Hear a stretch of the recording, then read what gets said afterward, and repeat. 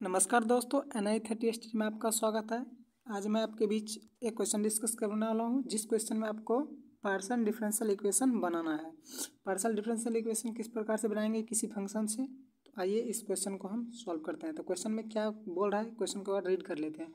Obtain the partial differential equation by eliminating the arbitrary function. किसी arbitrary function से आपको partial differential equation obtain करना है। तो इस क्वेश्चन में ये क्वेश्चन दिया हुआ है। आपको हम ये चीज़ बता देते हैं कि ये क्वेश्चन जो है ना BU से पूछा गया है बैक ईयर में।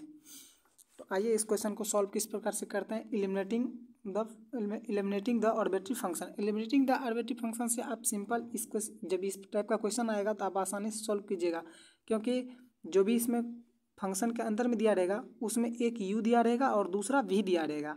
अब एक बार u को और फिर v को, इस u को एक बार x के रिस्पेक्ट में, फिर y के, फिर z के, मतलब तीनों के रिस्पेक्ट में इसको डिफ्रेंशिएट करना है और इसको भी सेम टू सेम डिफ्रेंशिएट करना है। तो आइए बढ़ते हैं इस क्वेश्चन को लेकर के। तो हम पहले जो दिया हुआ है इसको u मान लिए, इसको v, तो ये हो गया हमारा u और ये हो गया हमारा v। तो u जो हमारा है x square plus y square plus z square, और v दिया हुआ है जेड स्क्वायर माइनस में 2xy। यहाँ तक आपको समझ में आया। अब इसको एक बार del u by del x, यानी कि x के रिस्पेक्ट में, फिर y के, फिर z के, यानी कि पार्शियली डिफ्रेंशिएट करना है इसको। पार्शियली डिफ्रेंशिएट जैसे करेंगे del u upon del x, तो इसमें से बाद बाकी जो x के अलावा जो भी आपको टर्म दिया रहेगा वो टर्म आपका जीरो हो जाएगा और x का सिर्फ डिफरेंशियल होगा। तो x के यहाँ पर डिफरेंशियल क्या हो जाएगा, 2x होगा। ये पार्शियल डिफरेंशियल हो रहा है, इसी कारण हम सिर्फ x का किया है। अगर ये डिफरेंशिएट रहता तो फिर इसको हम डिफरेंशिएट करते x के, y के और z के। ये हो रहा है हमारा पार्शियल डिफरेंशियल किसके रिस्पेक्ट में, x के, इसलिए सिर्फ x को लेते हैं। बाद बाकी टर्म क्या हो जाता है, जीरो हो जाता है। तो x वाला टर्म का जैसे ही डिफरेंशिएट हुआ तो वो कितना आ गया, 2x, यानी कि del u upon del x क्या आ गया आपको, 2x। ठीक इसी प्रकार से आपको del u upon del y निकालेंगे। Del u upon del y जब निकालेंगे तो वो मिलेगा 2y, क्योंकि इसका फिर डिफ्रेंसिएशन होगा।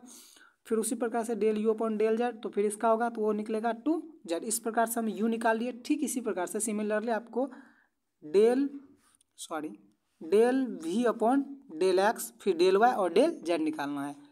तो similarly del v upon del x निकालेंगे तो यहाँ पर देखिए z वाला टर्म तो जीरो हो जाएगा, इसमें से x रिस्पेक्ट में हो रहेगा तो 2y बच जाएगा, और साथ में माइनस का साइन है तो माइनस आ जाएगा। फिर y के रिस्पेक्ट में करेंगे तो z वाला तो जीरो, और फिर इसमें 2x, यानी कि माइनस में 2x बचेगा।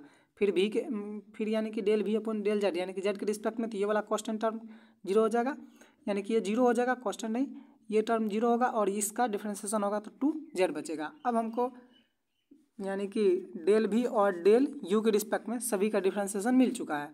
अब जो है एलिमिनेटिंग आर्बिट्री फंक्शन का जो डिफरेंशियल इक्वेशन निकालते हैं पार्शियली, उसके लिए एक इक्वेशन का ध्यान रखना जरूरी होता है। वो इक्वेशन आपको दिया हुआ है, इस इक्वेशन का बेसिकली आप ध्यान रखिएगा। जब आपको ये इक्वेशन पता रहेगा तभी इस क्वेश्चन को सॉल्व कर पाइएगा।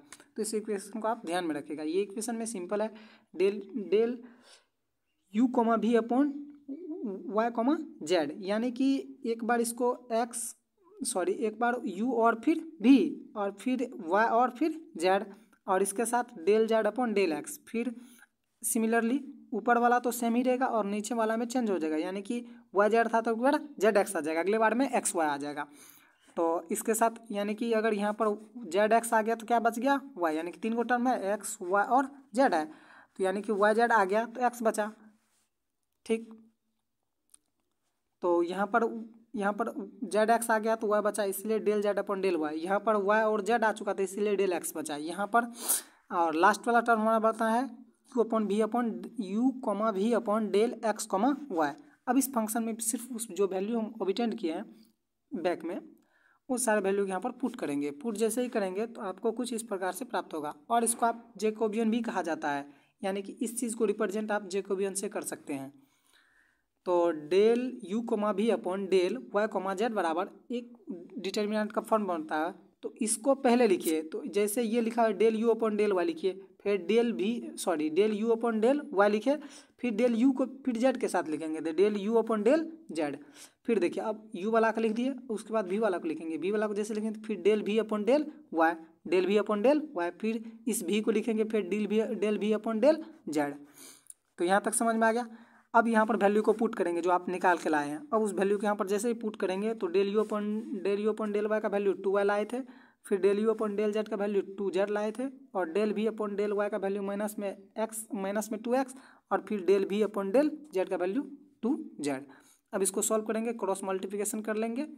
जैसे मल्टीपल करें 4 2 2 जा 4 yz, और फिर इधर से करेंगे तो इधर से माइनस का साइन लेते हैं, और 2 2 जा 4 xz, और माइनस माइनस प्लस हो गया था, यानी कि 4yz प्लस में 4xz। यहाँ से 4, इसमें भी 4 कॉमन आ जाएगा, z दोनों में z कॉमन आ गया तो यानी 4z कॉमन आ गया तो x प्लस y बचा। यानी कि एक तो आप निकाल लिया, अब दूसरा निकालने के बाद सिमिलरली अब अगले वाला टर्म का निकालते हैं जिसमें z और x था। z और x में तो फिर del u upon del z, फिर del u upon del x, यानी कि del u upon del z, और फिर del u upon del x, फिर डेल भी अपॉन डेल जेड, और फिर डेल भी अपॉन डेल एक्स। अब यहाँ पर वैल्यू पुट करेंगे, वैल्यू जैसे पुट करेंगे, बैक से हम वैल्यू सबका निकाल चुके हैं, इतना पुट करेंगे और इसका वैल्यू कितना आ जाएगा आपको, इतना, यानी कि 4z माइनस में 4z प्लस में एक्स वाई। ठीक, आई होप यहाँ तक आ गया। अब ये जो वैल्यू मिला है, अब इस वैल्यू को उस इक्वेशन में पुट करेंगे जो इक्वेशन इससे पहले आपको बताए हैं, पार्शियल डिफरेंशियल इक्वेशन का जो इक्वेशन बनता है। अब इस इक्वेशन में जैसे ही पुट करेंगे, और लास्ट वाला टर्म था आपको याद है जिसमें एक्स और वाई वाला टर्म था, तो एक्स वाला टर्म में यानी कि डेल यू कमा भी अपॉन डेल एक्स कमा वाई। अब इसको यहाँ पर जैसे ही इसको भी सॉल्व करेंगे, del u upon del x और फिर del u upon del y, यानी कि एक बार एक्स के साथ फिर वाई के साथ, फिर भी को एक्स के साथ फिर भी को वाई के साथ रख दिया। अब यहाँ पर वैल्यू पुट करेंगे, जैसे ही वैल्यू पुट क्रॉस मल्टीप्लिकेशन करेंगे यहाँ पर माइनस में 4x², इधर से करेंगे तो माइनस, और यहाँ पर डायरेक्ट माइनस का साइन आएगा तो माइनस से माइनस प्लस हो जाएगा, और ये माइनस लेकर के ये माइनस का साइन मिलकर के प्लस कर देगा, और 2 2 जा 4xy। अब यहाँ पर आपको x तो नेगेटिव आ गया, तो यहाँ से आप सिर्फ दोनों में 4 ही कॉमन हो सकता था, 4 कॉमन कर लिया, और माइनस में x² प्लस में y आ गया। अब इस वैल्यू को पुट करेंगे उस इक्वेशन में, put the all value in the equation 2, equation जो बनाए थे 2 नंबर में, ये इक्वेशन जो है 2 नहीं, इसमें पुट करना, इक्वेशन नंबर 2 ही मान लीजिए, इसको 2 था, इसमें पुट करेंगे। अब जैसे ही इसमें पुट करेंगे, पुट करने पर देख लीजिए, तो पहले जो टर्म था वो इतना था, और इसमें इसको पुट करेंगे, फिर जो अगला टर्म था, और आपको एक पता होगा d z upon del x equals to p होता है, d z upon del y equals to q होता है। आई होप ये याद होगा, ये भी आप पुट कर सकते हैं, ये क्यू होता है, ये पी होता है, और फिर माइनस में एक्स प्लस वाई, और बाद बाकी जो टर्म था उसको यहाँ पर पुट करेंगे। एक चीज़ और ध्यान रखिए कि यहाँ पर एक चीज़ और लिखना छूट गया है, यहाँ पर ये नहीं होगा, 1 मिनट दोस्तों, वाई जेड 4z, ठीक है। हाँ, एक चीज़ यहाँ पर रॉन्ग लिखा गया है, ये गलत लिखा हुआ है, यहाँ पर होता, हाँ, यहाँ से वैल्यू जो निकला है, ये निकला है माइनस में 4 नहीं, सॉरी, ये हो जाएगा आपको, इसको यहाँ पर पुट कीजिएगा ना तो ये इतना नहीं बनेगा, इसको हटा दीजिएगा, आप यहाँ पर लिखिएगा 4 इंटू, यानी कि आप x प्लस में y लिख लीजिए, और माइनस में x प्लस में y लिख लीजिए, यानी कि x माइनस वाई और x प्लस वाई, यानी कि वो वाला टर्म। फिर यहाँ से देखिएगा तो एक टर्म आपको कैंसिल आउट हो जाएगी, क्योंकि दोनों में टर्म होगा, यानी कि इसके साथ मल्टीपल आप कर लीजिए, यहाँ से यहाँ पर मल्टीपल कर लीजिए, माइनस में x प्लस में y। अब इसको मल्टीपल कीजिएगा तो ये सिमिलर इसके बराबर हो जाएगा।